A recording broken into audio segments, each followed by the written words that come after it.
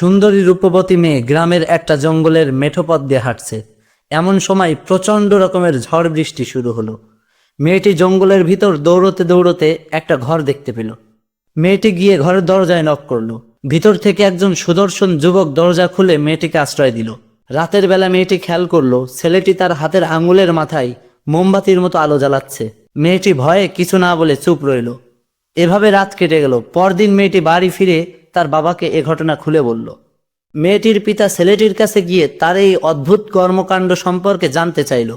ছেলেটি বলল, আপনার সুন্দরী রূপবতী মেয়ে আমার কাছে আশ্রয় নেওয়ার পর শয়তান আমার মনে কুমন্ত্রণা দিতে থাকে। তখন আমি নিজের আঙুল দুনিয়ার এই সামান্য আগুনে পুড়িয়ে সান্ত্বনা দিলাম যে দুনিয়ার এই সামান্য আগুন সহ্য করার ক্ষমতা আমার নেই, আর আমি যদি আজ পাপাচার করি তাহলে জাহান্নামের কঠিন আগুনে আমাকে জ্বলতে হবে।